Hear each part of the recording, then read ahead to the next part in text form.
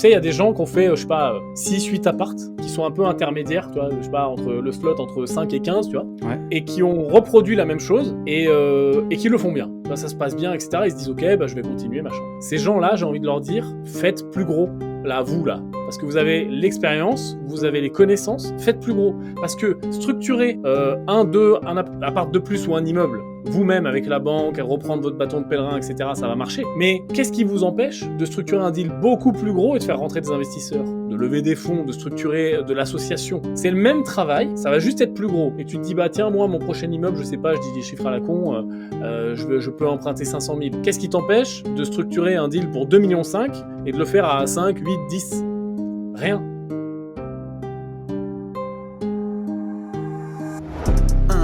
De test micro, les gentlemen sont plus qu'au niveau. De retour sont les super-héros, les vrais investisseurs frérots. Plus assez de doigts pour compter les lots, les pouces et les abos. Friday 10h, tu connais poto, ton rendez-vous, ta grosse dose d'IMO. Dédicace à tous nos haters qui font coucou en message perso. Savoir si là elle s'est laissée mort ou si on peut offrir les frais de port. Tu te demandes combien on pèse avec ton tout petit cerveau. Prends ton chiffre, multiplie par 2 et puis rajoute un 0. Salut à tous et bienvenue sur ce nouveau podcast des Gentlemen Investisseurs. Je suis Tony. Je suis Yann. Et je crois qu'on je suis Yann, moi aussi. Mais c'est complètement dingue. Incroyable. Yann. Bon, ça fait plaisir. Ouais, ça fait plus que plaisir. Merci beaucoup, Yann, d'avoir accepté cette sollicitation. On s'est couru un petit peu après depuis, je sais pas, peut-être un an et demi. Ouais, ça fait un moment, mais tu vois, je suis content d'être là finalement. Et je suis pleinement focus pour être là aujourd'hui. Écoute, c'est super cool. Le temps, c'est fou comme ça passe parce que j'ai retrouvé ton premier message et tu m'avais dit OK, on se fait ça en 2022. Et on est presque mi-2023. Donc. Non, très cool. Merde, putain, merde. Ouais, on a un peu. Mais on y est, c'est ça le principal dans la vie, c'est qu'on y est. Exactement, voilà, c'est l'idée. Bon, tu connais un peu le podcast. Rapidement, on t'en a un petit peu parlé. Ouais. Je sais qu'à un moment, c'était remonté jusqu'à toi. Le but, c'est comptoir de l'IMO. Hein. Donc, voilà, on sait que Patise à bloc comme tu sais bien le faire. Mais là, on est plus sur de la détente. Mais on a quand même des questions sérieuses à te poser. Ouais. Okay. Nos auditeurs ont puis posé 2-3 petites questions. On a un public de niche. Tu sais, nous, on a coutume de dire qu'on est le podcasteur préféré de ton podcasteur préféré, tu vois. Et on a un public il y en a des gros investisseurs quand même, des mecs qui sont sérieux. Donc, on va avoir des belles questions à te poser. On va pas te faire l'affront de te représenter parce que tout le monde te connaît dans notre communauté. Non, c'est ouais. C'est ça la classe. Et mais ce qu'on te proposait, c'est le temps d'un épisode d'être le troisième gentleman avec nous pour commenter l'actualité puis prendre part à toutes nos rubriques. Ok, je suis chaud les gars, allons-y. Bon, allez, on démarre. Eh ben, est-ce qu'on se lancerait pas la petite rubrique news d'abord ? Allez, jingle, c'est parti. La première news, tu l'as sûrement vu passer, c'est le divorce d'Achraf Hakimi. Donc, il y a eu une part de fake news là-dedans, peut-être ou pas. Mais en gros, les journaux nous ont dit qu'Achraf Hakimi est en train de divorcer et il a mis toute sa fortune au nom de sa mère. En fait, il s'est fait virer ses salaires au nom de sa mère. Elle lui faisait des virements juste pour qu'il ait de quoi vivre. Les biens étaient au nom de sa mère et sa femme allait avoir plus rien du tout. Absolument rien. Donc, joueur du PSG, si t'as pas suivi Ouais, désolé. Non, mais c'est pas grave. En gros, il y a un joueur du PSG qui divorce de sa femme, donc ça, bon, voilà. Et l'info qui a été relayée, c'est le mec est un génie, en gros. Hein. Tous les biens sont au nom de sa femme et sa femme pensait avoir la moitié du patrimoine, voire un peu plus. Et en fait, Zubby, elle a absolument rien. Ah, tous les biens sont au nom de sa mère, c'est ça ? Tous les biens sont au nom de sa mère. Voilà, du genre de foot. Il faisait virer a priori. Alors aujourd'hui, on a vu, mais vraiment il y a 3 jours que c'était a priori une fake news. Ouais. Mais bon, sa mère, elle laisse planer le doute. Il aurait fait virer tous ses salaires sur un compte au nom de sa mère. Ok. Voilà. C'est un génie.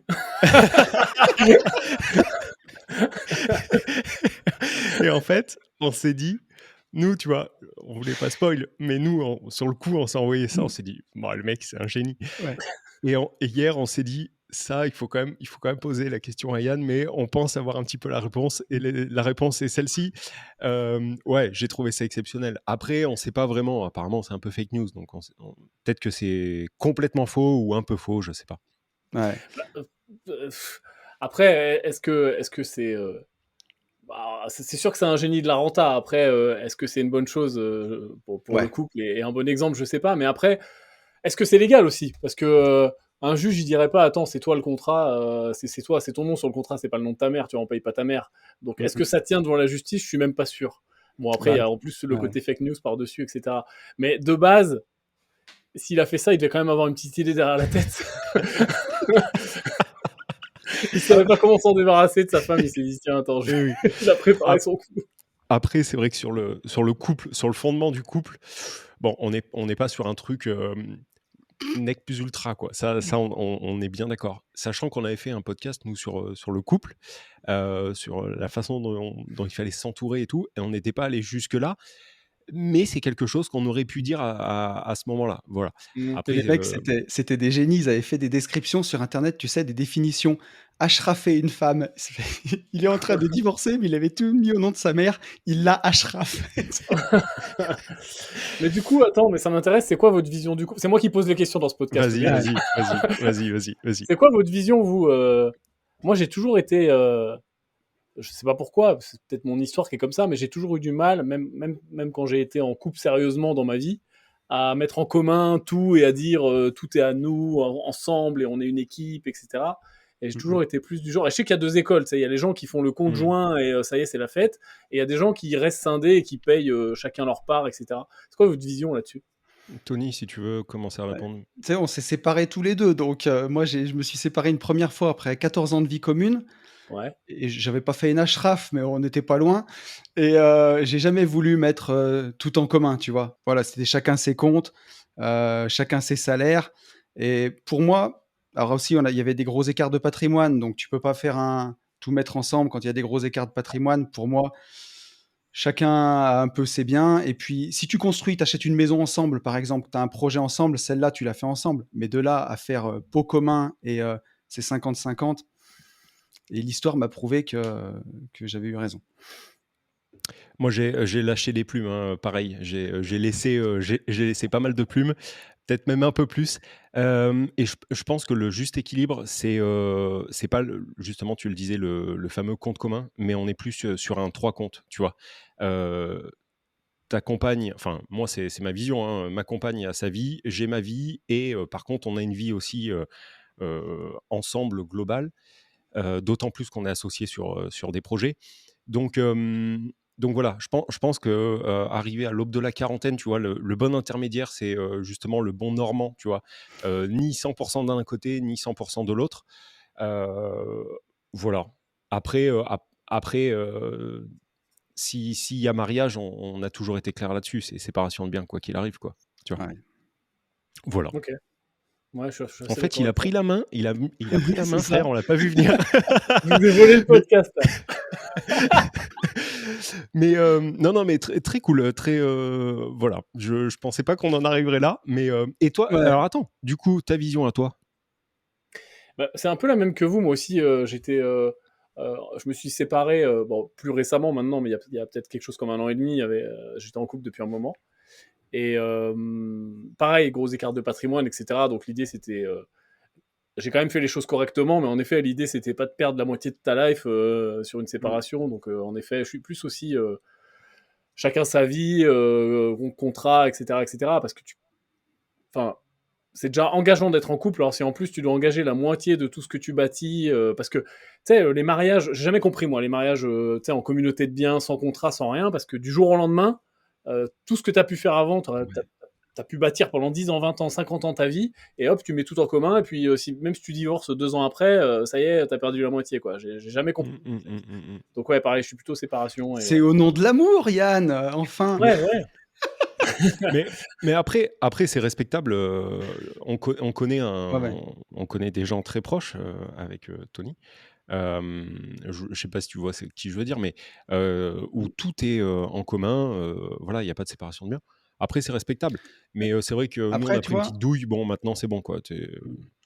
Bah, moi, c'est un peu ça, tu vois, quand tu es à 2 et que tu démarres tout de 0, tu vois, tu pars, à 2, avec rien, tu bâtis Ouais, tout c'est ensemble, tu te rends compte peut-être à 20 ans ou 25 ans, ça peut peut-être s'entendre, tu vois? Mais s'il y a des gros écarts de patrimoine, ouais, et encore nous, en France, là-dessus, on est quand même relativement protégés parce que ce que tu avais avant rentre pas dans la communauté si tu te maries en communauté.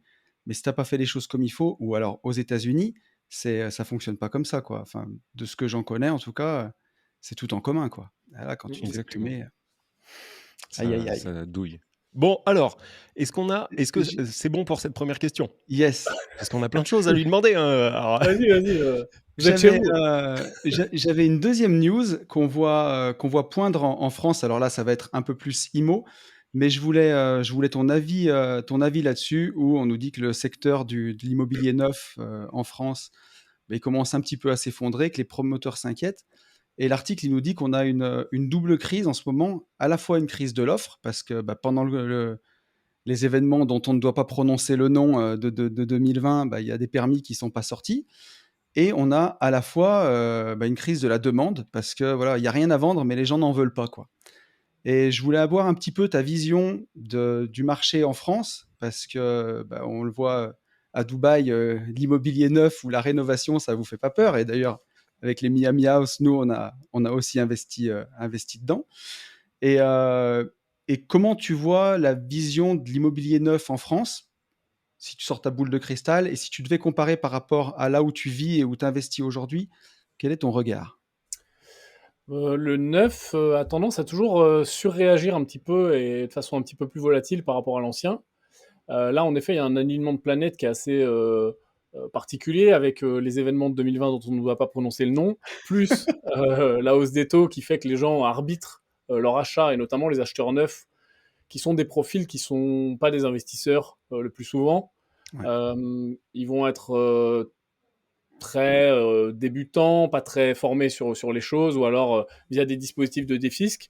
Et ça va être peut-être les personnes qui ont le plus tendance à retarder leur achat quand il y a des grands titres, les taux montent, l'immobilier va baisser, etc. Donc je pense qu'il y a cet effet qui est assez important.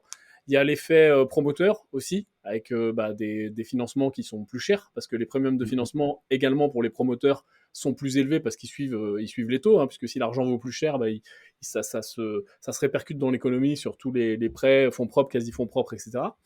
Donc ça conduit un petit peu à un ralentissement de la machine. Après, combien de temps ça va durer et est-ce que ça va durer? Je pense que c'est relativement transitoire. Il y a aussi encore une planète, c'est la fin du Pinel, Super Pinel, Repinel, Repinel accéléré, peut-être encore un peu Pinel, etc. On ne sait pas où ça s'arrête, mais en tout cas, J'en ai un à vendre, si tu veux, qui finit cette année, tu vois? Ouais, non, merci, je te le Je laisse suis à avec la plaisir. 9e année. Bon, je Je peux vais te le prendre ma racheter douille si tu maintenant. veux. Si tu me fais un discount intéressant, je peux te le racheter éventuellement.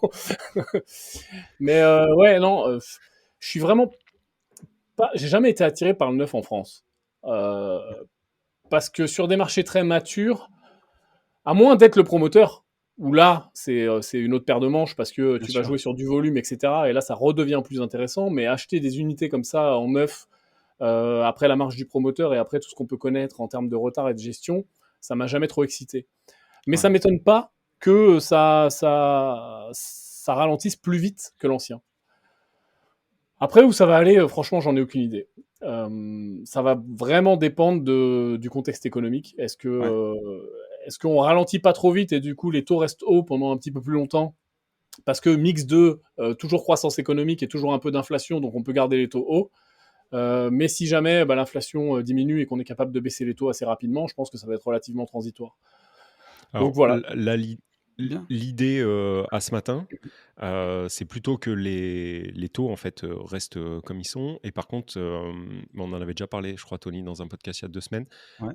Ils sont en train de rallonger les fameux délais. Donc, tu sais, on était passé de, 25 ans, à, 15, et puis là, on est en train de repasser sur 20, et ils sont en train de dire que sur la RP, Mmh. pourquoi pas rebalancer sur, du 25, parce que les taux restent encore, hauts. Enfin hauts, tout est relatif, ça dépend par rapport à quand. Mais, du coup là, la Banque européenne lâcherait, en tout cas sur, voilà, sur ça, sur la longueur des prêts, quoi. Ouais. Bah, de toute façon, ils vont être Ce obligés de matin, lâcher pour la production de prêts. Parce que tu sais qu'ils ah monitorent de bah, près la production de prêts et que ça diminue. et du fait de la relative contraction d'offres et demandes dans l'immobilier, mais qui est encore relativement faible. Hein. On aime bien jouer à se faire peur, mais c'est relativement faible. Mais par contre, il y a une vraie baisse des renégociations. Parce que qui va Mhm. renégocier aujourd'hui? On a connu 10 ans de taux qui descendent, donc Bien tous sûr. les gens qui avaient à renégocier l'ont fait, et maintenant que les taux remontent, il n'y a quasiment plus aucun prêt à renégocier. Donc ça éclate la production de prêts, et donc ils vont être obligés d'ouvrir les vannes à un moment. Donc ouais, ils vont sûrement trouver des feintes comme ça pour pouvoir rouvrir les vannes sans les rouvrir. Mais la durée de prêt Exactement. fonctionne. Et sur le neuf, en plus, sur la durée de prêt, tu peux te permettre d'être moins regardant que sur de l'ancien, souvent. Pour les banques, Ouais. en tout cas. Et Ouais. effectivement, sur du neuf, donc achat sur plan, apparemment, il serait comme sur de l'ARP, pas forcément sur de l'ARP, hein. C'est-à-dire, t'achètes pas sur de l'ARP, mais par contre, à Ouais, partir ouais. du moment où tu achètes sur plan, ils repartent hypothétiquement jusqu'à 25 ans. Donc, c'est pour redynamiser, comme tu le dis, Ouais. cette partie-là. Parce que c'est tout le temps ce qu'on dit, mais là, nous, on réagit à chaud, investissement, achat neuf, pas neuf. Mais la machine, elle est énorme avec tous les artisans derrière, avec, enfin, Bien c'est sûr. énorme. Si ça tourne plus, tu as des artisans sur le carreau, tu as les industries qui vont fabriquer le bois, le truc, le machin. Enfin, c'est Ça a un énormissime effet en fait. immédiat et direct sur le PIB, la croissance. Et eux, C'est ça, leur préoccupation, c'est que ça se contracte pas ou pas trop. Et exactement, surtout pas qu'on rentre en décroissance. Donc en effet, production de prêt, ils peuvent pas l'arrêter. Ouais. exactement. Et donc à Dubaï, t'as pas ces problèmes en ce moment sur le. Alors, si tu veux, j'ai même pas envie de faire le distinguo neuf La ancien parce comparaison. que le marché est tellement pas le même. On est sur un marché qui est très nouveau comparé à la Mhm. majeure partie de l'Europe. Et donc la première chose déjà, c'est que l'attraction est pas la même. L'attraction est immense parce que contrairement à plein d'économies en Europe, on est un peu protectionniste. On veut pas qu'il y ait trop d'immigration parce que oulala, ils sont méchants et ils prennent nos emplois. Et donc on ferme les frontières, etc. À Dubaï, c'est exactement l'inverse. Dubaï, le pays est fait Ouais. d'immigrer. Le but du jeu, c'est d'attirer des gens dans l'entreprise. C'est pas un pays, c'est une boîte. Donc le but du jeu, c'est de faire rentrer du monde. Donc on met en place des choses pour faire rentrer du monde, on met en place des facilités pour les entreprises, pour la constitution, bancaire, etc.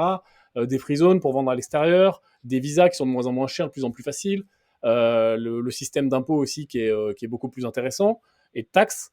Et donc, c'est ça le jeu. Donc avec une population Mhm. qui augmente très vite, il y a forcément un besoin de logement intéressant. Donc le marché est beaucoup plus dynamique. Mais le revers un petit peu de la médaille, si tu veux, d'un pays d'expat, c'est que quand il se passe un événement comme le fameux événement de 2020 dont on taira le nom, Ouais. eh ben, les gens ont peur et rentrent chez eux. Donc en fait, il y a des mouvements de population. Quand tout se passe bien, Ouais. ça grossit tranquillement. Et quand ça se passe mal, les gens partent. Donc tout le jeu, c'est d'arriver de tenir ce flux. Et donc forcément, vu que le flux il est un petit peu plus volatile, le marché est aussi un petit peu plus volatile. Après, Ouais. neuf versus ancien, ça a construit énormément. Le pays a une cinquantaine d'années, ça a construit énormément dans les années 95, surtout 2000, jusqu'à la grande crise financière de 2008, 2009 et jusqu'à 2010, ça a Ouais. énormément construit. Donc, euh, les prix sont montés très haut parce qu'il y a eu énormément de spéculation, comme partout quand ça construit. Et après, ça s'est pété la gueule. Donc, ouais, ça a été très volatile. Ils ont eu la présence d'esprit de fermer un petit peu les vannes de la construction parce qu'en effet, à un moment, moi, quand je suis arrivé sur Dubaï, il y a 5 ans maintenant, c'était vide. Enfin, il y avait trop d'appart. C'était abusé. Ouais. Tu voyais les tours, il y avait Ok. la moitié même pas de la tour qui était allumée le soir, quoi. Ils ont fermé la production de logements neufs, donc ça c'est l'inventaire, si tu veux, c'est clearé. Et maintenant, on a le problème inverse. C'est-à-dire que parce que c'est toujours, tu sais, un jeu de rattrapage, quoi. Donc Ouais. là, on a rattrapé les constructions neuves, et là, ils sont en train de se dire, putain, on n'a pas assez de villas, on n'a pas assez d'appartements. Donc ils ont relancé la construction. Mais des programmes neufs ici, faire une tour, ça se fait pas en 2 secondes, quoi. Le temps Oui. d'avoir les permis, de la financer, de la construire, etc. C'est des programmes qui sortent sur 3 ans minimum, 3 ans, 4 ans. Donc là, on est dans une fenêtre de tir qui est relativement intéressante, je trouve, parce qu'il y a un manque de logement, ancien et neuf. Le neuf n'a pas encore repris très fort. Et également, la ville commence à vieillir, mine de rien. Nous, ce qu'on rénove, typiquement, ça a une quinzaine d'années. Ouais. En 15 ans, les biens, surtout quand ils ont été construits un petit peu à la va-vite et copier-coller, ils ont pris cher. Donc il y a aussi Ouais. de grosses opportunités en rénovation. Voilà. C'est aussi pour ça qu'on est pas mal sur la niche rénovation, même si on s'intéresse aussi à la construction. Mais Ok. ouais, le marché est très Ça, c'est différent. bien. On peut pas du tout le comparer à un marché Ouais, européen. complètement. Sur la partie administrative, parce que tu as forcément d'administratif même à Dubaï, comment on est? Est-ce qu'on est vraiment beaucoup plus vite, tu vois? Est-ce que tout va beaucoup plus vite ou alors est-ce Ouais. que c'est une idée qu'on se fait en France? Non, ouais, c'est pas une idée. Non, OK, c'est pas une idée. Tout va beaucoup plus vite. Ici, j'ai un OK. acheteur cash, je peux vendre dans la journée. Alors Ouais. souvent, tu vas pas Ouais, vraiment alors vendre dans la attends. journée parce que Ouais, parce qu'on a vu ton vlog quand même. On a vu ton vlog, on a des ouais. questions là-dessus. Ah mais c'est pour ça, laisse-moi expliquer. Tu vas pas vraiment vendre dans la journée parce qu'il va manquer un papier et souvent il faut quand même un NOC, donc une lettre de non-obstruction de la part du promoteur du quartier en question, parce que ici c'est pas genre la mairie qui te fait je te fais une parenthèse urbanisme. Celui qui gère l'urbanisme ici, c'est pas une mairie qui gère l'urbanisme et qui dit il faut telle façade, etc. C'est les quartiers qui ont été construits et qui sont gérés aujourd'hui un petit peu à la façon d'un syndic par les promoteurs qui les ont construits. Donc, Ok. genre, tu construis 700 maisons, bah, tu gères ton quartier, après, tu es le genre de mini-maire de ton quartier, et c'est toi qui fais l'urbanisme, etc. Et c'est toi aussi qui fais payer les charges, etc. Donc, ces promoteurs-là, quand on vend une maison, par exemple, nous, à Jumeirah Island, ils vont vérifier tout un tas de trucs, qu'il n'y ait pas de trucs qui ont été construits et qui sont interdits, donc ils viennent, ils vérifient. Si tout est bon, ils te donnent un papier. Si c'est pas bon, ils te font changer. Pareil, les charges, est-ce qu'elles ont été payées, etc. Donc ça, en général, ça prend une petite semaine, Mm. en effet. Mais c'est le plus gros délai s'il n'y a pas de prêt. Après, on signe C'est en 7 ouf. jours, 10 jours. S'il y a un Ouais, c'est prêt, on ouf, va c'est ouf. signer en. Alors, comme toujours pareil, ça dépend de la banque de l'acheteur. Mais s'il y a un prêt, on va signer en peut-être un mois, quoi. Si la banque est active, en 3 semaines, un mois, on va signer. Et il n'y a pas l'histoire des 3 mois par défaut du notaire. Tu sais, en France, le notaire qui te rend fou, qui dit Mm. bon, sur la vente, on met comme d'hab 3 mois. Et d'où 3 mois? Qu'est-ce qui t'arrive? Il n'y a pas de préemption, il OK. n'y a pas ces trucs-là. Donc oui, ça va beaucoup plus vite. Les permis Ouais. de construire, ça va dépendre de ce que tu construis. Mais pareil, si tu construis par exemple une maison, tu as acheté un terrain dans une communauté, pardon, je mélange les mots français-anglais, une communauté, comme je viens Mm. d'expliquer, euh, pareil, c'est le promoteur qui va te donner ton permis, donc ça va prendre peut-être un mois, quoi. Mais vraiment, on est sur Putain. des délais Ouais. qui sont plus rapides. Et puis, tu vas pas avoir on te répond pas. Si on t'a pas répondu au bout de 2 mois, ça veut dire oui, tu vois, tous ces trucs-là, ça n'existe pas. Mmh. Donc, ouais, globalement, ça va plus vite. Ouais. Et, Fast ça fait du bien. Et ça fait du bien. Et surtout, il n'y a Ouais, pas ouais, le ouais. millefeuille administratif qu'on a en OK. France, où tu comprends Ouais. jamais parce qu'il y a 308 organismes où il faut envoyer des documents. Là, en général, tu as un seul interlocuteur, même si parfois ça peut être compliqué. Je dis pas que l'administration elle est magnifique, mais tu as souvent un seul interlocuteur. C'est quand même plus simple et plus rapide. Euh, et souvent, il y a beaucoup moins de règles. Tu vois, il n'y a pas d'histoire de il faut que tu mettes la même façade que ton voisin. Alors, il y a des quartiers où c'est Mm. un peu normalisé, où en effet, tu as une gamme de couleurs, etc. Et puis d'autres où c'est complètement la fête du slip. Et tu as une maison qui ressemble à Ouais. un temple romain, et puis à côté, une contemporaine, et à côté, un style Ouais, ouais. méditerranéen, tu vois. Ouais. OK. À Malaga, c'est un peu ça. Quand en Espagne, il n'y a aucune règle et tu as des maisons, tu as un quartier, c'est comme tu dis, c'est Karate Kid, tu sais, c'est des temples et tout. Et de Ouais. l'autre côté, c'est les maisons à trois plats. C'est un peu festival. Bon, Mais Mais du coup, tu merci vois, pour cette le côté réponse. positif, c'est que c'est plus simple et ça va plus vite, mais le côté négatif, c'est que tu dois être plus spécialisé localement. Tu vois, quand tu es en OK. France, Ouais. je sais pas, si tu investis à Lyon, ben, entre deux quartiers à Lyon, c'est globalement les mêmes règles d'urbanisme. Ici, entre deux quartiers, ça va pas être les mêmes règles, ça va pas être les mêmes interlocuteurs, ça va pas être le même bureau, les mêmes autorisations, OK. etc., etc. Donc en effet, il faut être plus spécialisé localement. Ok. OK. Ça roule. Ça m'emmène quand même une question qui est intéressante. Après, on passera à la suite. Mais ça t'a pris du temps de refaire ton schéma de pensée et de te dire, OK, c'est plus la France, ça marche plus du tout pareil. Je me mets dans ce nouvelle façon de faire. Ça prend du temps ou ça va vite? Non, ça prend un peu de temps. Après, on investit toujours en France et beaucoup moins, mais quand même, quand même. Euh, Non, mais Dit-il. quoi? Forcément, beaucoup moins, parce Ça qu'on donne a. plus envie en fait quand t'expliques. C'est ça le truc. Mais Non, mais bon. voilà, c'est ça. C'est que, un, t'as plus envie, et deux, t'as moins de renta. Donc, faudrait être con. Ouais. Mais par contre, en effet, on trouve quand même des trucs qui sont intéressants. Donc, on investit quand même encore en partie, mais sur des deals qui vont être plus gros. C'est-à-dire que on va plus être en train d'acheter des apparts ou des immeubles. Là, on vient de closer une foncière, tu vois, on achète des parcs. Et donc, c'est Ouais. c'est plus les mêmes problématiques. Mais ça n'a pas été si rapide que ça. Faut refaire ton apprentissage, tu vois. C'est comme quand tu t'es formé Ouais, en c'est ça. France. Au début, en 2 mois, tu pensais que tu savais tout, puis au bout de 6 mois, tu t'es rendu compte qu'il y avait un truc que tu savais pas, puis au bout d'un an, tu t'es rendu compte qu'en fait, bah non, t'en savais à peine la moitié. Et puis, tu sais, c'est un petit peu Ouais, l'incompétence qui la devient roue, ça confiance. s'arrête jamais. Ouais, ça Ouais, s'arrête c'est ça. jamais. Voilà, mais je pense Dis- que, je sais pas, en un an et demi, on a quand même bien dégrossi, et aujourd'hui, on fait plus trop d'erreurs. On apprend toujours. on devient de plus en plus spécifique, mais on fait quasiment pas d'erreurs coûteuses, en tout cas, tu vois, des petits trucs. Bien. Bon, ça va nous amener sur la deuxième rubrique. Alors, la deuxième rubrique du podcast, c'est la leçon mindset de tonton. Donc, en général, chaque semaine, je partage une leçon que j'ai appris, ou une histoire qui m'est arrivée en entreprenant, et j'en tire une leçon mindset. Mais donc, c'est pas moi qui ai travaillé cette semaine, c'est toi. Et je pense que tu as... Non, t'as quelque chose... mais elle est pas. C'est pas. Non, t'inquiète pas. Tu as quelque chose à nous apporter parce que, tu vois, from Clermont-Ferrand to Burj Khalifa, started from the bottom. Et je pense que tout ce que tu as accompli, c'est quand même super inspirant, en tout cas pour tous les investisseurs. C'est trop bien. Et qu'est-ce que ce serait ta plus belle leçon de mindset? En tout cas, qu'est-ce que tu penses qui, dans ton mindset, a fait que tu as réussi à accomplir tout ça? Je pense que je suis jamais satisfait, ce qui est un gros défaut également. Mais je suis jamais satisfait, et même aujourd'hui, franchement, je trouve que ça va pas assez vite. Je suis pas content, je suis pas satisfait, je veux toujours plus. Et du coup, ça a un effet pervers parce que t'es jamais content. Alors, c'est pas que je suis pas... Attention, allons dans la philosophie. C'est pas que je suis pas heureux, tu vois. Je suis très heureux dans ma vie, je suis très content, je suis bien, etc.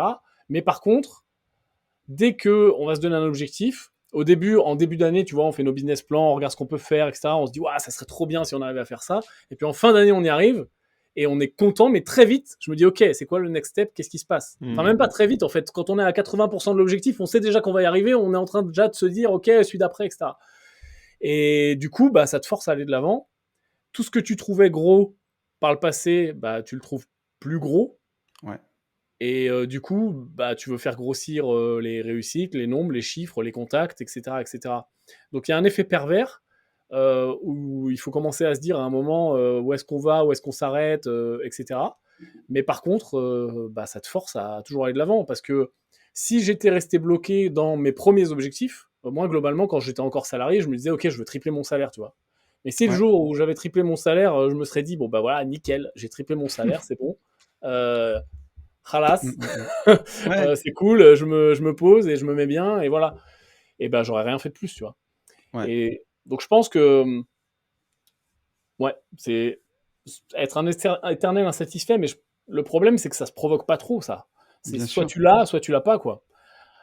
Donc, on en parlait un peu, on disait parfois que c'est le paradoxe de l'indépendance financière, tu vois. C'est que seuls les plus acharnés y arrivent, et quand tu l'as atteint, ce qu'on te vend, tu vois, le petit pina colada et tu fous plus rien, bon, ça va bien une semaine, mais après, tu as envie de retourner au charbon parce que t'aimes ça, parce que t'aimes investir. Et en fait, c'est le serpent qui se mord la queue. Ceux qui pourraient, on va dire, les plus feignants, qui pourraient vraiment en profiter, y arrivent jamais. Et ceux qui sont assez acharnés pour l'atteindre, ils continuent, en fait. Exactement, et c'est très juste ce que tu dis. Et si tu veux atteindre des gros niveaux, moi je sais pas, enfin, moi j'ai des rêves dans la vie, ils sont gros, quoi. Je veux un putain d'avion, tu vois. Mais tu vois, je veux ça, c'est pas un problème, tu vois. Et du coup, il faut quand même faire partie des très peu de gens qui réussissent le mieux, tu vois. Et pour faire ça, ça se fait pas en 2 secondes, et c'est pas pina colada sur la plage avec 2 Airbnb. Donc il faut mettre en place tout le setup et tout le système pour y arriver et se remettre en question. Et aussi souvent, il y a un truc que je pensais quand je débutais, ça peut peut-être aider des gens. Quand je débutais, je me disais, à un moment, parce qu'au début, tu es obligé de prendre beaucoup de risques, beaucoup de leviers pour créer du patrimoine, tu vas faire les chantiers toi-même, tu vas réinvestir beaucoup, peut-être que tu vas aller sur des investissements, tu vas diversifier, tu vois, sur des trucs risqués, etc. Et tu te dis, tiens, quand j'aurai temps, ou quand j'aurai temps, je vais pouvoir me calmer un petit peu, diversifier plus, baisser mon risque. Et en fait, tu te rends compte que si tu veux continuer dans l'exponentiel de grossir très fort, parce que pour atteindre vraiment des gros niveaux de patrimoine, tu vois, tu es obligé de faire des x2, x5, x10, tu peux pas te contenter de faire un 30%, ça marche pas. Ouais. Donc en fait, ça n'est pas vrai. Il faut arriver à être confortable avec ce risque et ce réinvestissement permanent, si tu veux aller haut, parce que sinon, ça marchera pas tout simplement. Donc, il faut se poser la question de où tu veux aller, où sont tes objectifs. Il y a des gens qui veulent juste quitter leur boulot, en effet partir dans un pays étranger, se mettre bien, etc. Et je le comprends. Et peut-être que ça sera mon cas d'ailleurs dans le futur. Ça se trouve, je vais faire un burn-out, je vais dire, je me casse en Thaïlande et je vis pendant 2000 ans, les 2000 prochaines années, tu vois, comme un roi. Mais Mais aujourd'hui, c'est pas le cas. Et pour atteindre cette espèce de course en avant et cette espèce d'exponentielle finalement dans tes revenus, tes résultats, ton patrimoine, etc., tu dois accepter d'être toujours un petit peu mal à l'aise dans les niveaux de risque. Parce qu'en fait, en pourcentage de ce que tu as, tu vois, t'investiras toujours le même pourcentage, voire même plus, tu vois. Et en somme, quand tu regardes la somme numéraire, ça va être des sommes de plus en plus importantes et parfois qui vont pas te mettre à l'aise, tu vois. Si tu perds parce que parfois ça va pas dans le bon sens, 100 ou 200 000 balles, tu vois, dans la semaine ou sur le mois parce qu'il y a un truc qui s'est mal passé, et tu vas faire oh putain, ça fait mal. Alors qu'au début, c'était impensable. Donc, d'accepter d'être un petit peu à l'aise avec ce risque et ce réinvestissement permanent et de comprendre qu'il va durer permet aussi d'avoir plus de résultats. Parce que si tu commences à calmer ton risque, tu as 1 million net ou 2 millions net et tu te dis bon bah c'est bon, je vais aller chercher du 5%, du 10% par an tranquille et puis ça me paye ma vie, ça marche. Et d'ailleurs ça peut très bien marcher, on appelle ça être à la retraite.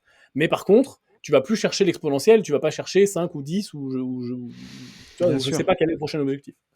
Très honnêtement, des trois, je pense que moi j'ai plus ce profil-là, tu vois. Le profil de dire on n'est jamais arrivé, hein. J'en suis pas à dire ça, mais par contre j'ai plus ce profil à dire ok, bon là j'ai quand même atteint un step que même moi je ne pensais pas atteindre, tu vois, et tranquille quoi, tu vois. Mais parce que je suis pas foncièrement insatisfait, enfin si on peut le dire comme ça, insatisfait en permanence. Et pour le coup c'est plus Tony qui va me pousser à faire le nouveau format, le nouveau truc, le nouveau chose. Et en fait, après, je prends plaisir quand j'y suis, tu vois, mais il faut que je me mette beaucoup plus de claques au cul à même pas 40 ans pour me dire, bon, peut-être, allez, vas-y, reprends l'avenir en main, refais encore quelque chose. Et c'est rigolo ce que tu dis, parce que moi j'ai eu la même réflexion que ce que tu disais, Yann, Darwin, pour le coup. Il y a pas si longtemps, moi j'ai atteint pareil des niveaux de patrimoine, dans mes rêves les plus fous du départ, je pensais pas les atteindre. Et je m'étais dit, si j'atteins déjà la moitié de ce que j'ai, je me fous à la retraite et je fais plus rien, tu vois. Je vise mes 5-10% comme tu dis.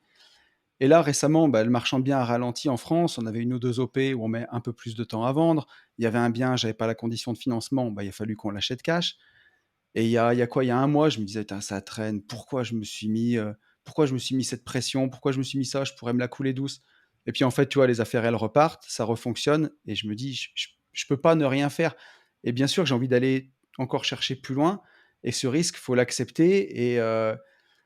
C'est sûr qu'avant, si on m'avait raconté ce que je fais aujourd'hui, j'aurais dit, mais t'es fou, mec, mets-toi à la retraite, mais arrête, quoi. Pourquoi tu fais ça? T'as plié le game, quoi. Pourquoi tu te mets des pressions avec des montants pareils? En fait, à 40 ans, on va pas se foutre à la retraite non plus, quoi. Enfin... Ouais, c'est ça. Et par contre, Yann, est-ce que je te coupe, est-ce que ce défaut qualité n'influe pas trop ta vie perso pour le coup? Parce que tu vois, c'est hyper compliqué de vivre ou de suivre quelqu'un qui en fait court, alors pas après rien, mais par contre qui a qui a besoin en permanence de bouger et faire évoluer, avancer, changer le monde, tu vois. Est-ce que c'est pas extrêmement dur par contre dans ta vie perso? Alors, je vais pas te la jouer l'entrepreneur parfait qui a une vie de rêve sur Instagram.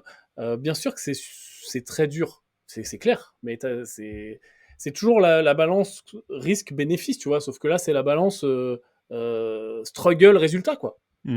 Donc, t'as pas de gros résultats si t'en chies pas. Je veux dire, je suis fatigué, je suis surmené, je suis tout ce que tu veux, mais c'est la vie, quoi. Moi, je suis parti du principe que les objectifs que j'avais perso pour moi, et un petit peu, tu sais, les rêves d'enfant de tiens, je veux être Bernard Tapie, c'était ce qui avait de plus important à l'heure actuelle aujourd'hui pour moi. Ouais. Donc, je mets tout en ligne pour y arriver. Après, peut-être que demain, et je suis pas du tout fermé, tu vois, je sais pas ce qui se passera demain. Peut-être qu'arriver à 40 ans, parce que je crois qu'on y arrive tous là. Hein. Je vais me dire putain. 31. Tony a même passé la ligne.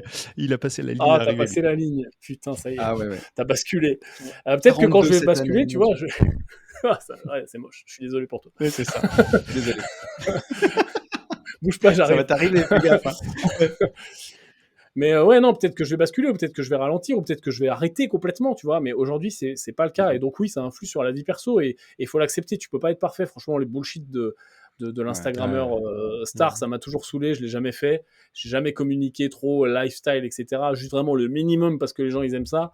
Mais non, parce que ça me gave. Par contre, il y a un truc aujourd'hui que je fais plus, c'est que je veux plus me prostituer. Tu vois, c'est-à-dire que je veux pas faire de trucs qui me plaisent pas.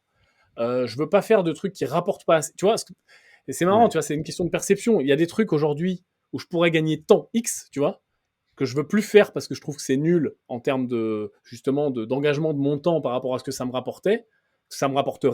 Et à l'époque, il y a 10 ans, je me serais dit, waouh, mais putain, c'est génial, c'est un truc de fou, tu vois. Donc je suis de plus en plus, par contre, chiant et picky sur ce que je veux faire et pas faire et projeter et sur quel truc je vais m'emmerder ou pas, tu vois. Ok. Faut que le jeu envahisse la chandelle, quoi. Bien. Bon, bonne humeur de tonton là pour le coup. Ouais. C'était la bonne rubrique. Ah, tu m'as lancé, hein, j'ai fini par trouver. Hein. Trop bien, trop bien. Et tu sais quoi? Je te propose qu'on enchaîne sur la troisième rubrique. Yes. Alors habituellement, c'est le biais C'est mon humeur en fait, C'est ça. le biais d'humeur. Donc c'est là en fait que je dis merde, ta gueule, voilà, tu sais, c'est là où je m'emballe un petit peu. Mais cependant, là, depuis 1 mois et demi, 2 mois, vu que tout va bien, les gens sont même déçus, tu vois, je suis plus énervé. Mais tous les chantiers de l'enfer sont terminés. Depuis quoi, donc. Ouais, je suis devenu de la bonne guimauve. Et donc on s'est dit qu'on allait remplacer une fois de plus l'humeur, enfin pas l'humeur, mais le biais d'humeur de Yann par Yann. C'est encore moi qui bosse. Bien sûr, c'est encore toi. Putain, mais si j'avais su, j'aurais mis un an de plus à venir. Tony, est-ce que tu peux nous reformuler? Bah, si tu veux, il y a sur YouTube, on t'a vu il y a 1 mois et demi, comme on t'a jamais vu justement pour l'histoire de l'achat de ta RP à Dubaï, où tu nous as fait un mode en mode super vlog et où on t'a vu un peu stressé pour le coup, et comme c'était authentique, tu t'es filmé dans ta voiture en mode téléphone, on sentait vraiment ta panique. Alors, tu l'as pas publié en story, tu as fait tout ton vlog et on se disait que si tu le publies, il y a forcément un dénouement heureux. Mais je veux dire, alors ça a beaucoup plu, j'ai l'impression, ce format-là. Et enfin, nous les premiers, moi j'ai kiffé. Voilà. C'était bien, très très bien. Nous, on a bien aimé ce retour-là parce que on sentait de la sincérité, de l'honnêteté, de la transparence et de voir comment tu as géré avec ces montants. La journée que tu as dû passer, ça a dû être l'enfer. Et justement, la question qu'on allait te poser, c'est pas vraiment un biais d'humeur, mais quand tu es dans ce genre d'humeur-là, en tout cas que c'est des gros montants, ça te pousse dans tes retranchements, tu vas peut-être perdre déjà ta maison, ça va peut-être en plus te coûter de l'argent, tu es dans des pics de stress monumentaux. Comment tu gères quand tu es dans des pics de stress comme ça? Là, j'étais vraiment stressé pour cette maison parce qu'en effet, c'est vraiment pour la maison. C'est-à-dire que elle est très particulière par rapport à sa localisation. Enfin, si tu veux, étant donné que je connais très bien le marché et le quartier où j'ai acheté, puisque c'est le même où on fait les Miami House et qu'on en est quand même à la 25e, je savais que cette maison, si je l'achetais pas, par rapport à l'inventaire, je retrouverais jamais tous les compromis que j'avais trouvés. Tu sais, c'est comme quand tu veux acheter ton appart, ta RP, ta maison, tu as tout un tas de critères et il y a des trucs sur lesquels tu veux pas compromiser. Quoi. Moi, c'était la vue, le calme, il y a plein de maisons où il y a du bruit, etc., le terrain, il y avait plein de choses. Et vraiment, elle était parfaite. Et si je la perdais, je savais que j'allais pas retrouver la même et ça m'aurait vraiment saoulé. Et en plus, les prix qui augmentent, etc., qui font que t'es un peu dégoûté. Après, comment je gère ? Je suis pas sûr que je sois très bon à gérer ce genre de situation, hein, mais c'est juste que je me dis, ok, là, il a quand même fallu vraiment ravaler son vomi pour pas lui mettre une tarte à ce gars-là. Hein. Donc ça a été vraiment compliqué. Parce que vraiment, je me serais écouté, enfin, sur l'impulsivité, ça partait mal, tu vois. Ça partait vraiment au clash, on serait allé au tribunal, ça aurait pris 1000 ans, j'y serais encore. Et du coup, j'aurais prolongé ce stress, tu vois, pendant des mois et des mois, pour rien. Donc je me suis juste dit, ok, c'est quoi quel est le meilleur scénario et le pire scénario ? J'aime bien faire ça. C'est-à-dire, je me dis, ok, le meilleur scénario, c'est j'avale mon vomi et j'arrive à négocier avec lui et puis j'ai quand même la maison, même si ça fait chier parce que c'est pas bon le vomi. Le pire scénario, c'est au pire je perds la maison, un petit peu d'argent, mais voilà, je suis pas mort non plus, etc. Et donc du coup, j'ai un petit peu borné mon stress au milieu de ces deux possibilités. Et donc après, j'avais juste à faire bouger le curseur. Et souvent, ouais, quand il m'arrive des trucs un peu compliqués, je pense à ça. Je me dis, et souvent d'ailleurs le pire scénario, parce que tu te rends compte que le pire scénario, c'est jamais très méchant en général. Même si parfois tu peux perdre beaucoup, etc. Tu te dis bon, bah si je me mets dans ces scénarios, comment je rebondirais, etc., etc. Donc ça te permet un peu de poser les choses et de diminuer. Après le vlog en plus en question, il a duré 3 jours, je crois, ou 4 jours, je sais plus. Ouais. J'explique dans le truc. Donc en fait, je me suis dit, il faut que je parce qu'on m'avait dit, documente un petit peu plus comment c'est d'être un entrepreneur à Dubaï, etc. D'ailleurs, je vais tâcher d'en faire plus. Et je me suis dit, ouais, soyons transparents, montrons aux gens. Et puis, une fois que je l'avais commencé, tu vois, à faire mon intro, je savais pas ce qui allait se passer. Et puis, j'avais commencé à filmer, tu vois, j'étais dans cet engagement de le faire, même si je pouvais choisir de pas le diffuser. Ouais. Et donc, je me suis dit, allons-y, faisons le test, quoi. Et en effet, ça a pas mal plu aux gens. Mais ouais. c'est toujours extrêmement inspirant. Alors après, peut-être que tu t'en rends pas compte, et au même titre que nous, quand on nous dit ouais, les podcasts c'est hyper inspirant, très honnêtement, enfin moi en tout cas, je m'en rends pas du tout compte. On s'en rend pas compte, non. Donc je veux bien imaginer que tu t'en rendes pas compte, mais c'est très inspirant effectivement de voir. Et il y a une question qui a été posée, tu vois, qui corrèle avec ça. Là, on part avec toi une journée en fait. Tu vois, comment Yann Darwin, quelle est sa matrice, tu vois, comment une journée bien est sûr. organisée, etc. Et là, en fait, on voyait qu'il y avait quand même plein de similitudes avec. Bon, chez toi, il faisait chaud, nous, ça caillait, mais par contre, il y avait quand même plein de similitudes, tu vois. Donc, je pense que c'est inspirant et rassurant aussi pour les gens. Tu vois, t'es pas sous verre, carrément. tu vois. On te décloche pas le matin, levé, tu vois. Donc c'était, enfin moi, ce format-là J'avais bien aimé. était Pareil. très cool. Ouais. C'est cool, bah faut que j'en fasse plus, putain. Ouais. Non, c'est intéressant, puis ça rend humain, encore une C'est fois, ça. tu vois. Que ce soit Yann et moi dans le podcast, ça fait maintenant 3 ans qu'on l'anime, et c'est hebdomadaire, donc à chaque fois, bah, il y a des moments où tu as le goût, il y a des moments où tu pas le goût, il y a des moments où tu as une putain de nouvelle, il y a d'autres moments où tu as perdu du pognon, et on a toujours été transparent et on l'a raconté. Et tu as les gens qui se sentent moins seuls. Si tu arrives et que tu dis: «Moi, tout ce que je touche se transforme en or, appelez-moi Midas, je suis incroyable», tu vois, ça au bout d'un moment, ça marche pas, puis c'est fake, quoi. Personne n'est comme Non, ça. c'est tellement fake, oui. Non, mais enfin, ce qu'il faut que les gens comprennent, c'est que ça fait 10 piges, tu vois, que je struggle comme un gros chien pour arriver où j'en suis. Et j'ai eu de la Ouais. chance. Alors oui, j'ai provoqué ma chance, etc.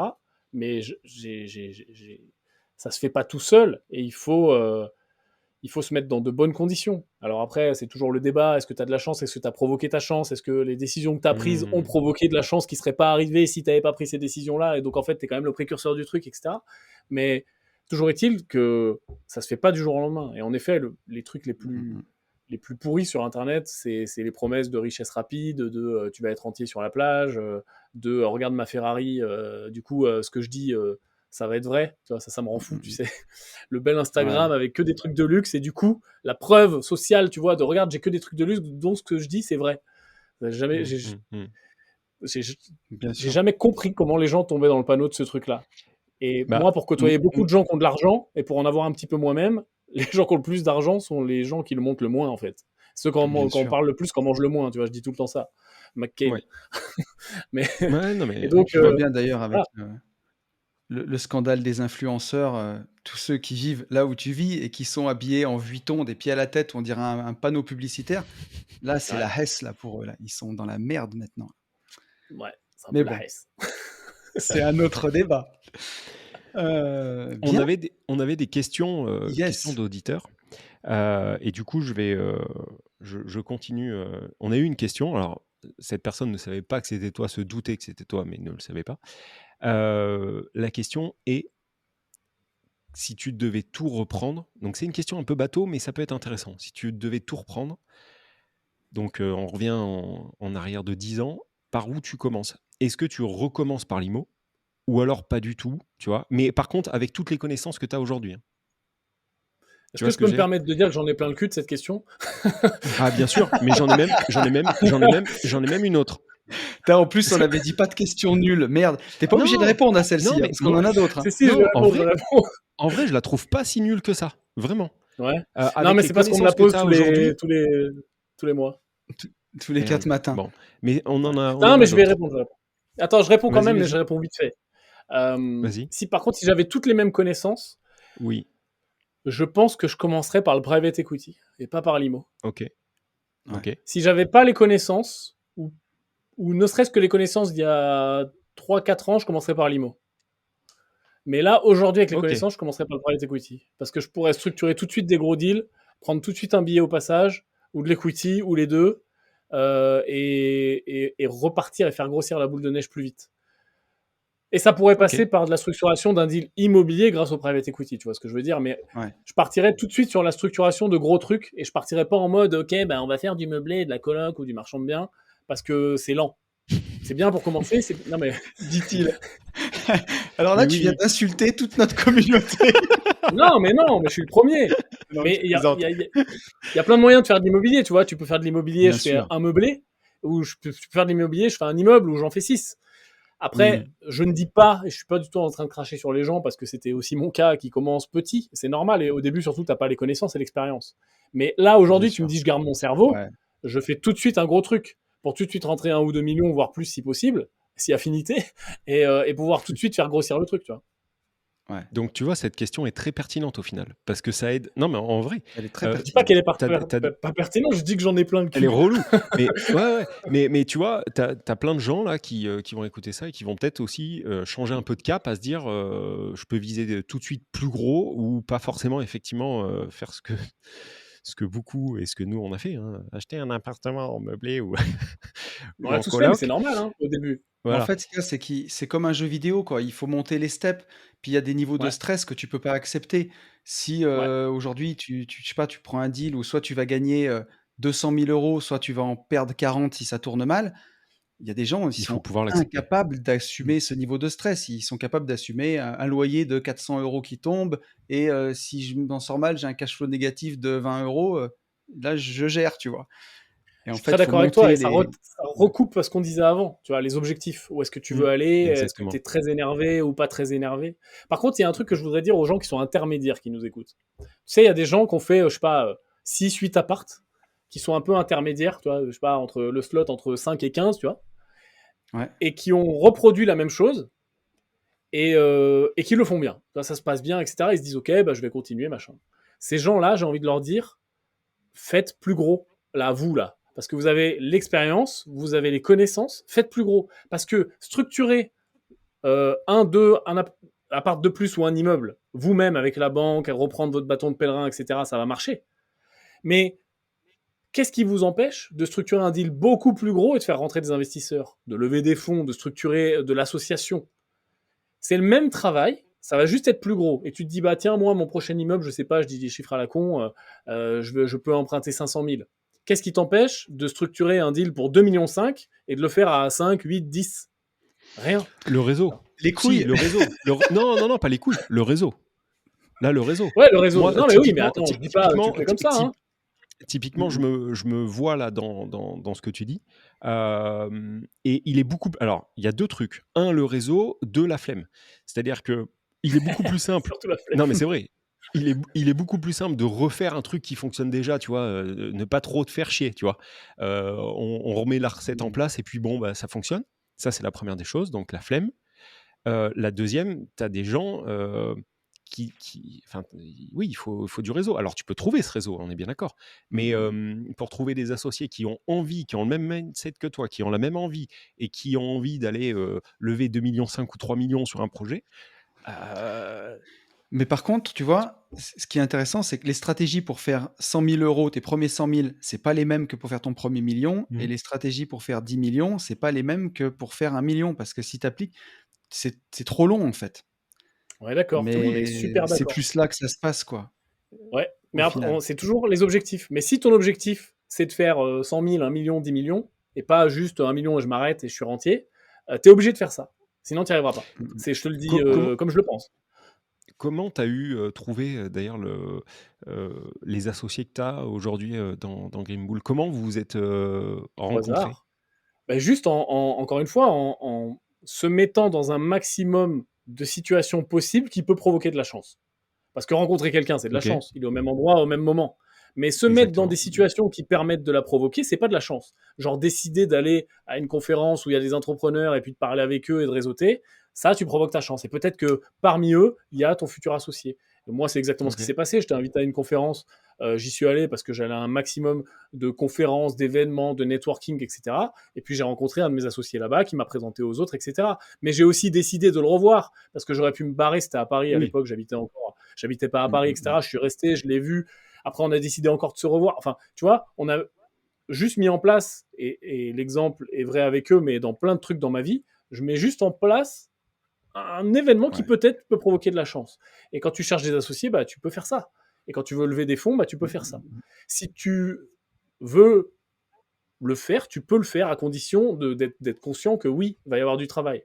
Mais si tu veux atteindre les gros objectifs, ça passe par là. Ça passe par là. Ok. Après, je comprends Donc, les gens très qui bon. enchaînent un truc qui marche, mais ils vont pas faire la grosse marche, le C'est gros step. c'est ça, c'est Ouais. la simplicité. Mais par contre, ça, c'est putain de valeur gratos, pour le coup. C'est très, très intéressant. Plutôt que dire juste sortez-vous les doigts, parce qu'en fait, c'est ce que j'aurais dit. Et tu vois, ça a été, ça a été une de mes grandes questions et ça l'est encore parce que, ça l'est encore. J'ai commencé à voir plus gros, tu vois? Là, ça y est, je suis passé sur, une opération de marchand de biens où, on frôle le 1 000 000 € et déjà, tu vois, psychologiquement, ça a été compliqué. Avant, ma limite, c'était 500 000 et je suis en train de la repousser.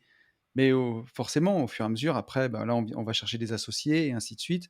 Après, l'idée, c'est de grossir. Mais, c'est plus dans la tête que dans la technique, parce que dans la technique, je sais faire. C'est après dans la tête, est-ce que j'accepte C'est ce dans la risque? tête. Est-ce que j'y vais? C'est C'est tout. 100% dans la tête. Je te jure. Mais Hein. très cool, Et très nous, là, inspirant, ça aussi. Mmh. on travaille beaucoup avec des institutionnels. Si je dois te donner un autre exemple, donc nous, on va classer institutionnels, hein, les soit family office, soit gros investisseurs, soit éventuellement les fonds. C'est mon associé Jean-Guillaume, que vous avez sûrement déjà vu sur la chaîne, Bien dans sûr. le ring, etc., qui gère ça. Ce mec-là, c'est juste un pitbull en fait. Et ce qui fait qu'il arrive à rentrer en contact avec des mecs qui sont capables de mettre, on a des investisseurs à 10-15 millions, on est en discussion avec des fonds sur des lignes à plus de 100 millions de prêts, qui sont pas encore closés, putain je croise les doigts les gars, vous avez peut-être vous avez peut-être la primeur. On va Euh, croiser les doigts pour toi. la seule raison pour laquelle il est en contact avec ces gens-là, c'est que c'est un putain de pitbull. Il parle à un mec, Ouais. si ce mec-là, ça marche pas, il lui demande des contacts d'autres gars, il va dans des soirées, etc. Alors en effet, le fait d'être à Dubaï, ça l'aide. Hein. S'il faisait ça au fin fond de Clermont-Ferrand, pour reprendre mon exemple, ça marcherait pas. Mais Ouais. il s'est mis dans le setup. Il est venu à Dubaï, on est tous venus à Dubaï, et il se met dans les setups, il provoque sa chance d'aller dans des soirées, d'aller faire des putains de cocktails sur des bateaux, où t'es Ouais. invité par un mec. Tu vois ce que je veux dire? Mais il est exceptionnel. Parce que Ah oui, il est exceptionnel. je l'ai eu Jean-Guillaume, il est croisé. incroyable. Je l'ai croisé en vrai de vrai. Je pense pas. Enfin, soit tu étais associé, mais ça ne se savait pas, ou alors Green Bull était vraiment au balbutiement. C'était à la Garden d'Anicette en Ouais, on était 2018 associés déjà. Ouais, 2018 ou 2019. Et je l'ai ouais. vu. Il faisait une chaleur, mais incroyable. Et à chaque fois, je raconte cette connerie à Tony. Il faisait une chaleur, mais incroyable. Peut-être 36 degrés, tu vois. Tout le monde était en polo. Et il était en costume.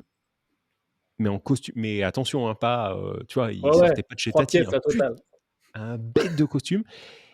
Et exactement comme tu viens de le dire. C'est-à-dire qu'il parlait. En fait, je savais pas qui c'était. Mais par contre, tout le monde l'écoutait parce qu'il parlait extrêmement fort. Il avait, tu vois, une gestuelle et tout. Il imposait énormément.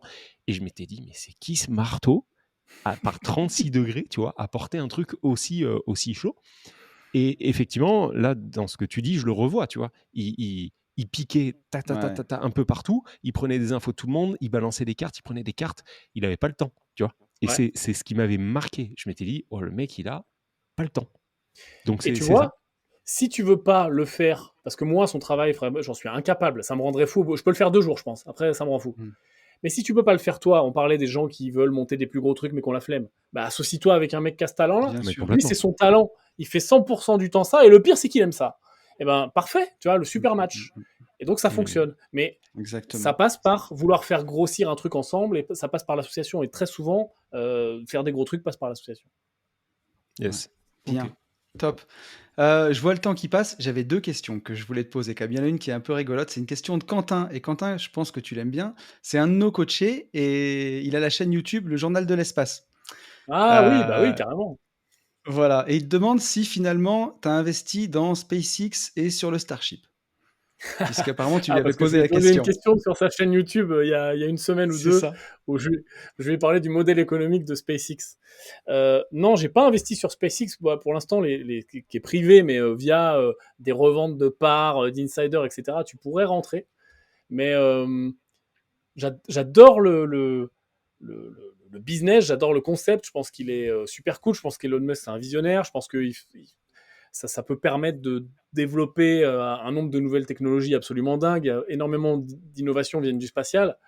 Par contre, le vrai problème de SpaceX, c'est que ça brûle du cash de malade, quoi. Parce qu'il il faut Ouais. faire des millions de prototypes, il faut construire des sites de lancement, etc., pour balancer des trucs dans l'espace. Donc, Il n'y a pour pas eu cette un fail raison-là, même hier ou avant-hier?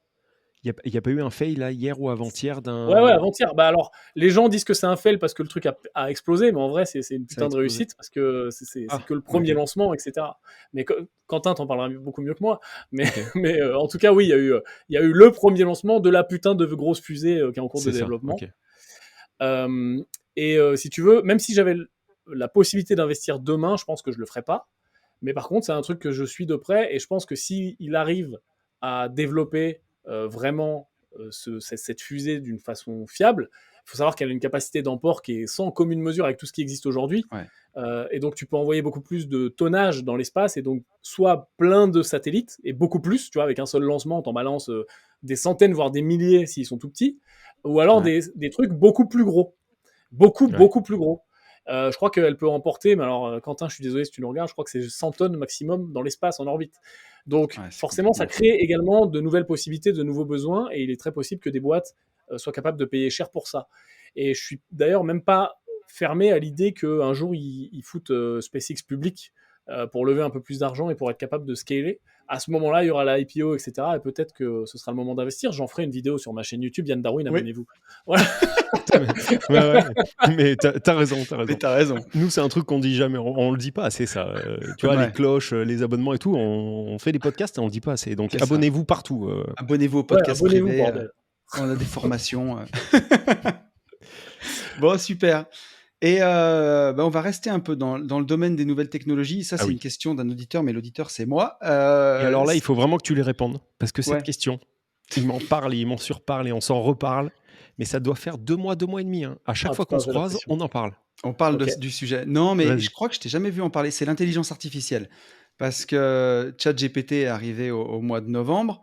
Et aujourd'hui, j'ai l'impression qu'on est dans un peu un biais de confirmation. Tu vois, il y a des gens qui sont en train de vivre un peu leur vie comme avant. Ils se rendent pas compte qu'il y a des choses quand même qui se passent. Moi, je suis plus dans la deuxième partie, à me dire, c'est quand même en train de bouleverser beaucoup de choses. Et bien plus que te faire rédiger ton annonce IMO par ChatGPT, tu vois, ou faire un logo à la con, un truc comme ça. Mais que aujourd'hui, l'outil qu'on nous donne, c'est un outil gratuit, quoi, enfin grand public, et que je pense que la version Maxi Best of, c'est encore eux qui l'ont et qu'elle fait des trucs incroyables. Ma question, c'est si demain, tu as ChatGPT 12 et tu lui poses la question sur quel support investir, comment faire mon allocation d'actifs, et tu lui rends ton patrimoine, et il te le fait bien mieux que toi, il a tous les screeners, il te chope des opportunités de trading en reprenant des screeners sur 15 ans et en faisant tous les statistiques et tout. À quoi on va servir, nous? Alors, si on rentre dans l'intelligence artificielle, ce podcast va durer un moment, mais c'est passionnant. C'est un sujet que j'adore. Bon, J'en parle assez peu en mode YouTube vidéo dédiée parce que je ne vois pas rajouter une vidéo sur la hype actuelle de ChatGPT, ouais. blablabla. On en parle un petit Mmh. peu dans le ring souvent. Moi, c'est un sujet qui me passionne depuis un moment. Faut savoir que quand même, ça fait plus de 20 ans que les chercheurs se posent des questions sur le moment qu'on est en train de vivre aujourd'hui. Ouais, Où ils sont en train de se dire, OK, on va atteindre un moment où ça va vraiment changer le monde, et puis le moment d'après, c'est le moment où peut-être ça va puer du cul, ou alors ça va être la fête. On y arrive. ChatGPT, ça existe depuis 2017. Je veux dire, ça fonctionnait ouais. moins bien, mais là, en fait, il y a une vibe il y a une hype, pardon, qui est en train de Hype. s'empiler. Parce qu'ils ont mis le Euh, chat, en fait. C'est plus facile ouais, et puis ils d'accès, l'ont quoi. ouvert au public, etc. Alors qu'avant, il fallait passer par l'API, etc. C'était un truc de geek. Ouais. Euh, Est-ce que demain, Alors, il y a plein de questions dans la question. C'est-à-dire, déjà, est-ce que demain, une AI pourrait être meilleure que nous en investissement? Je pense que c'est clairement le cas, mais je pense qu'en fait, ça va rebattre les cartes. Bloomberg est en train de développer également son intelligence artificielle. J'imagine que tous les hedge funds qui font du quant et tous les algo trading, etc., sont également en train de le faire.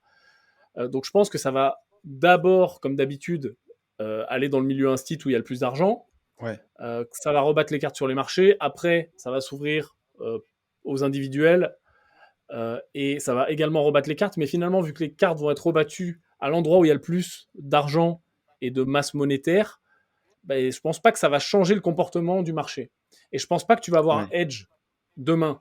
Parce que aujourd'hui, pour avoir un edge sur le marché, si on enlève tout l'algo trading, etc., la haute fréquence, etc., qu'on parle juste de hedge fund ou particulier, trader, etc., ou investisseur long terme, pour avoir un edge sur le marché, il faut juste être un petit peu meilleur que les autres ou un petit peu meilleur que la masse sur déterminer dans quel sens ça va, et donc par l'analyse fondamentale, d'être capable d'évaluer les business models des boîtes, d'être capable de comprendre les chiffres, etc., tu peux t'en sortir. Demain, si tout ça est délégué à l'IA et que l'IA est capable de faire tout ça et elle te dit cette boîte elle déchire, achète-la, et cette boîte elle pue, short-la, mais si tout le monde a accès à ça, bah, finalement ça annule le hedge. Tu vois, il n'y a personne qui a un alpha sur les autres.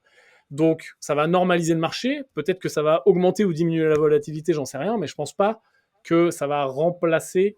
Enfin, ça va permettre d'être le maître du monde en 2 secondes et que tout le monde va être riche, tu vois. C'est-à-dire qu'à un moment, il y aura toujours des gagnants et des perdants, il y aura toujours des instituts qui auront beaucoup plus de fonds. Si tout le monde a l'outil, au final, tout le monde a les mêmes. Ça a moyenné en fait le résultat, tu vois. Ouais. Par contre, en fait, c'est très dur de comprendre les applications de demain, parce qu'aujourd'hui, même si les chatbots sont bluffants, etc., en vrai, c'est rien de super fou. Quand tu commences à vraiment rentrer dans ChatGPT, à aller profond dans les prompts, etc., tu te rends compte qu'il peut très souvent se tromper, parce qu'aujourd'hui, il va broser Google, et puis sur Google, il y a quoi? Il y a beaucoup de SEO, il y a beaucoup de sites avec des fake news, il y a beaucoup de sites qui sont créés juste pour faire la promotion d'un produit en disant tiens, le classement des 5 meilleurs produits pour faire ça. Et puis en vrai, les 5 meilleurs produits pour faire ça, c'est juste ceux qui payent le mieux en affiliation. Donc le mec a créé un site sur ces produits-là, mais en vrai, c'est pas le vrai classement objectif. Et tu vois, et ChatGPT aujourd'hui, il prend ces infos-là et puis il te présente de la même façon. En fait, il manque un vrai truc aujourd'hui à l'IA, c'est l'esprit critique. Et ça passe par la vraie IA, en tout cas le passage de singularité. Et ça, aujourd'hui, c'est pas là. Donc aujourd'hui, on peut vraiment gagner beaucoup de temps. On peut, je pense notamment à tous les emplois, les mecs qui vont faire du code, les designers, etc., tout ce qui est autour de l'écriture, la scénarisation, etc.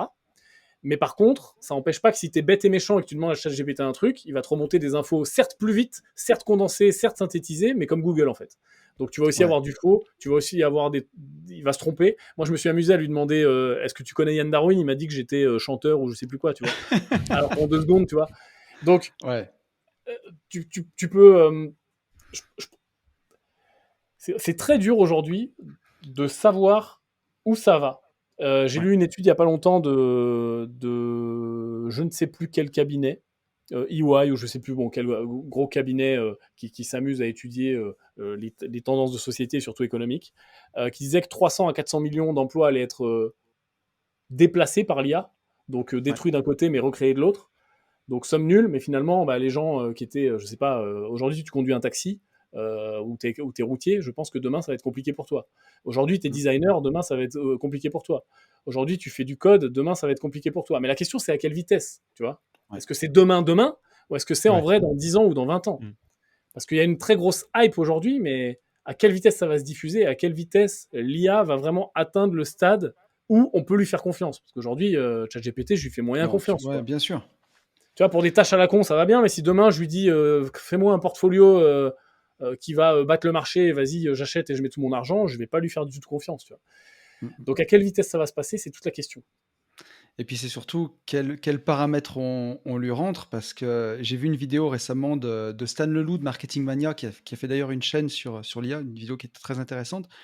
Il parlait du paradoxe du trombone, et si tu demandes à une IA comment fabriquer le plus de trombones. Il va t'optimiser le processus. Et puis, s'il découvre que c'est en tuant tous les humains et en recyclant leurs atomes pour faire des trombones, il va exterminer l'humanité, quoi. L'IA a encore pas ce biais justement de libre arbitre et de se dire jusqu'où je peux aller. Donc, tu vas rentrer un paramètre, mais elle va trouver un moyen et au final, toujours un truc que peut-être nous, on n'aura pas pensé et où ça peut aller très, très loin, quoi. Où tous les scientifiques et tous les chercheurs là, qui en ce moment tirent la sonnette d'alarme, et ça a été médiatisé avec Musk qui l'a fait, c'est qu'aujourd'hui, on ne sait pas donner un objectif à la machine avec des sous-objectifs intermédiaires, si tu veux. Et ton exemple est très bon. Il y en a un autre, c'est tiens, je veux limiter la pollution ou éradiquer la pollution ou le réchauffement climatique. Aujourd'hui, une IA bête et méchante, elle convient qu'il faut buter tout le monde. Et s'il n'y a plus d'humains, il n'y a plus de pollution. Tu vois ? Oui. Bah ouais. Et aujourd'hui, les chercheurs ne comprennent pas comment on va pouvoir faire en sorte de mettre beaucoup plus de conditions. Mais à un niveau très fin, parce que si l'IA va très vite, et on ne parle pas de ChatGPT, on parle de l'IA qui est plus intelligente que le cerveau humain et on ne comprend même pas comment elle fonctionne, et elle fonctionne à une vitesse folle, etc. Elle est capable de tout ingénierer. Cette IA-là, elle est vraiment dangereuse, parce qu'en effet, et on en parlait dans le dernier Ring qui va sortir d'ailleurs aujourd'hui sur YouTube, encore de la promo, ça c'est gratuit. Aujourd'hui là. Aujourd'hui, donc les gens ça sera plus tard. Donc la semaine dernière, quoi, pour vous. Mais ouais, voilà.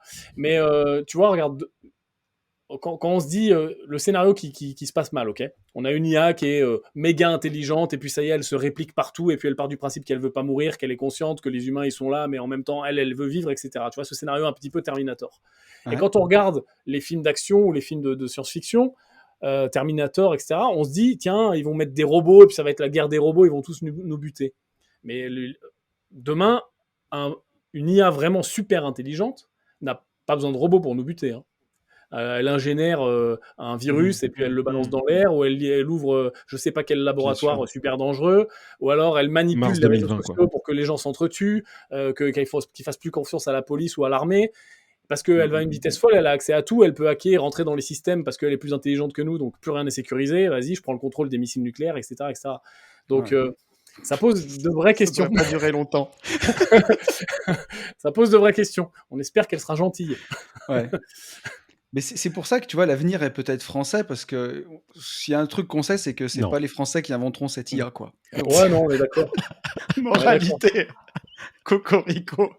Si tu veux sauver la planète, sois français. Je te voyais pas venir, mais oui, très belle punchline de fin de podcast. Bon, en tout cas, merci Yann pour tous ces bons retours, c'était excellent. Franchement, j'ai adoré. Merci infiniment, merci pour ton temps. On a essayé de ne pas trop chier dessus. Merci. C'est important. Et franchement, vraiment bien, plein de valeurs, plein de valeurs gratos, très inspirant pour plein, donc c'est vraiment cool. Très content d'avoir écouté religieusement et fait partie de ce podcast. On a toujours un petit mot à la fin, toujours une petite gimmick. Attends, on peut laisser le mot de la fin à Yann quand même. Mot de la fin. Ouais. Mais je travaille trop, les gars, aujourd'hui, moi, ça va pas. Mais écoute, tu vois, il est acharné, regarde.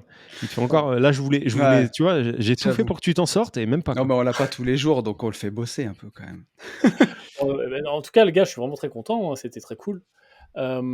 C'est quoi normalement votre mot de la fin ? C'est quoi ? C'est un truc poétique ? C'est un coup de gueule ? C'est un conseil ? Non, gimmick. On dit qu'il faut donc toujours faire la même chose.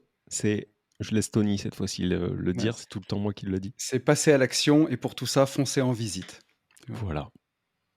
Ok. Bah franchement, ça me va bien. Sortez-vous les doigts du cul. Important. Et voilà, sortez-vous les doigts du cul. Et voilà, donc mot de la fin. Comme d'habitude, on vous dit toujours la même chose, qu'il faut passer à l'action. Et pour tout ça, foncez en visite ou à Dubaï pour le coup. Ciao. Salut à tous. Salut.